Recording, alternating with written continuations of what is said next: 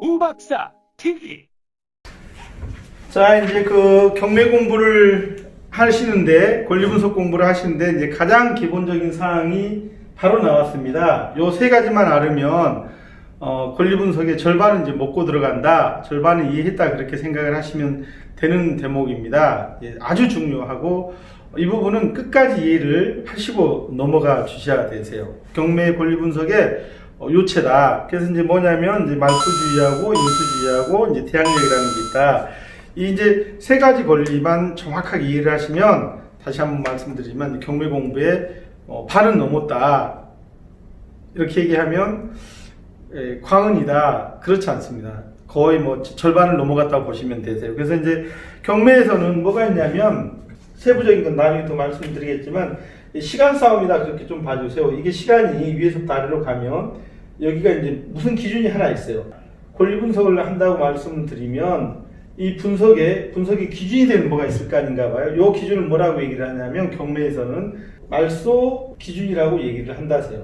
뭐가 말소 기준이 되는지는 나중에 다시 말씀을 드리겠지만, 말소 기준이라는 놈이 있다. 이 강에서도 말씀드렸듯이, 등기부 등본상의 말소 기준 권리의 95%가 이제 저당권이다, 그렇게 이제 말씀을 드렸었잖아요. 예를 들어서 시간을 한번 따져보자세요.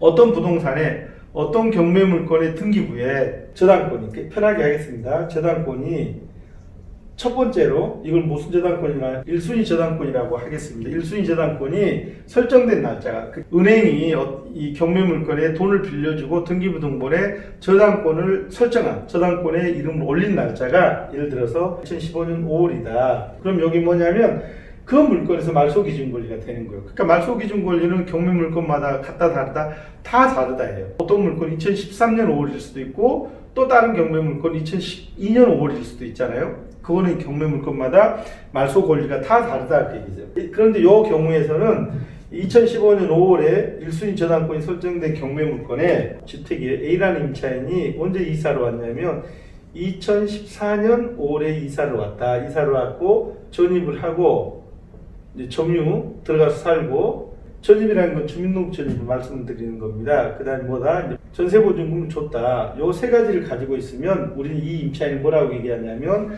선순위 임차인이다 얘기를 하세요. 뭐보다 이 말소기준권보다 먼저 들어왔다는 의미에서 선순위 임차인이라고 한다, 그 얘기세요. 이 선순위 임차인한테는 뭐가 있다? 여기서 말씀드렸듯이 대항력이 있다. 이 선순위 임차인은 무슨 주의가 적용이 되냐면, 무슨 주의가? 인수주의. 인수주의가 적용이 되는데, 인수주의가 적용이 되는 핵심 요체는 뭐가 있으니까?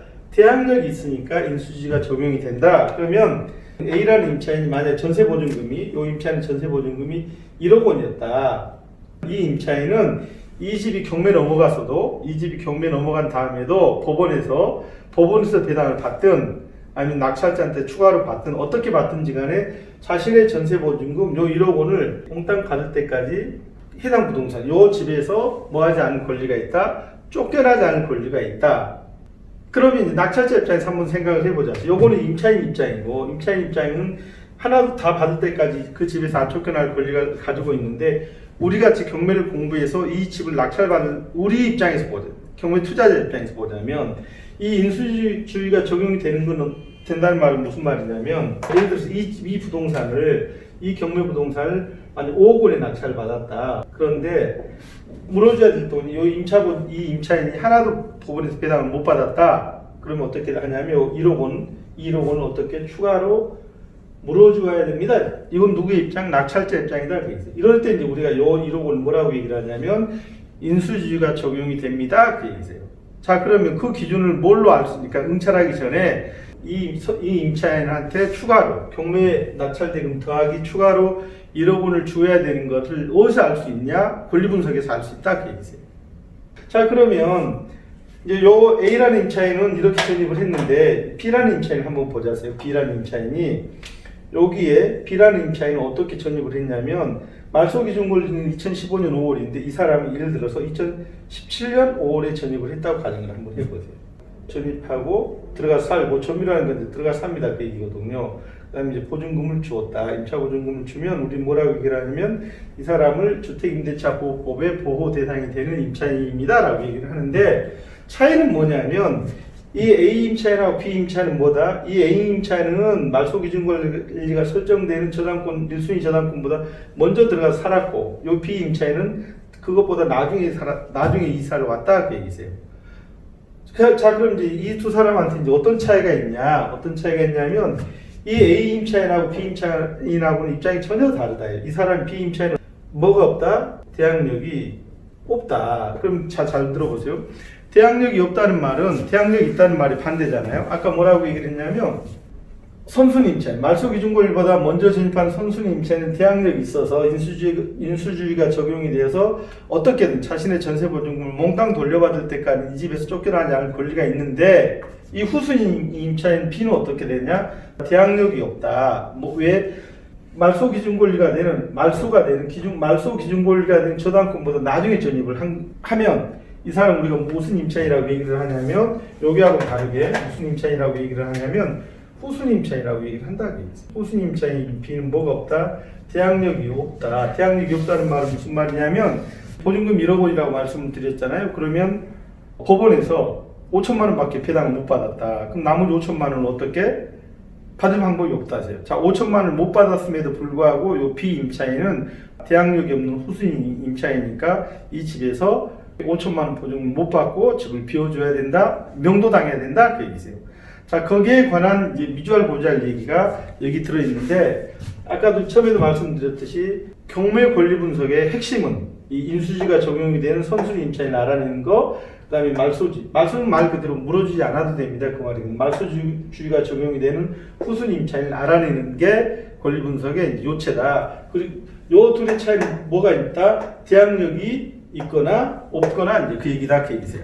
자, 그러면 여기 이제 등기부 등본상에 임차인의 권리고 주택임대차 보호법, 상가건물 임대차 보호법이 적용이 되는 임차인들에 대한 이야기지만 사실은 이제 뭐도 있냐면 그 책자 21페이지에 나와 있듯이 부동산 등기부 등본에는 없지만 낙찰자가 추가로 뭐가 적용이 돼서 이 인수주의가 적용이 되어서 낙찰금 더하기 플러스 알파 인수해야 되는 1억이라는 얘기야. 인수해야 되는 그런 권리들도 있다. 그러니까 처음에는 일단 우리 지금 공부를 하시는 분들 입장에서는 자, 간단하게 등기부 등본상의 권리하고 주택 임차인, 상가건물 임차인에 대한 권리만 이렇게 고민을 해 보시지만 이제 그렇게만 하면 반쪽짜리 권리 분석이 되잖아요. 그럼 이제 어떻게 조금 더 공부를 하시면 등기부 등본상에 나와 있지 않는 권리인데도 불구하고 낙찰자가 추가로 인수해야 되는 권리가 있습니다.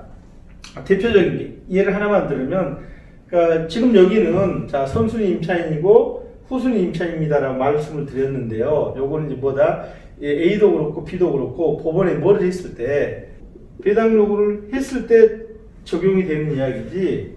이 조금 더 이제 깊게 들어가 보자세요. A라는 선순위 임차인 입장에서는 법원에다가 경매 당한 자신 살고 있는 주택이 경매 당했다고 법원에서 연락이 와서 뭐 하라고 배당 요구를 하라고 설령 연락을 받았다 해도 대항력 있는 이 선순위 임차인 A는 뭐 할 필요가 뭘 하지 않아도 법원에 배당 요구를 하지 않아도 뭐 할 권리가 있다. 배당을 받을 권리가 있다.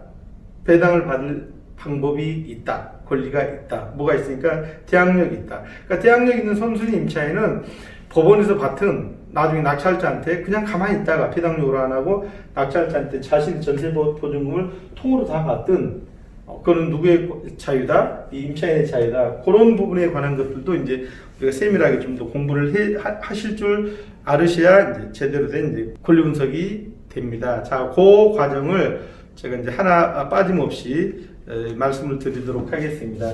그러니까 좀 더 복잡해질 것 같은데 예를 들어서 지금 이제 기초 과정이니까 하나만 말씀을 드리면 지금 우리는 뭐만 봤냐면 말소 기준 권리가 어떻다? 하나만 있는 경우.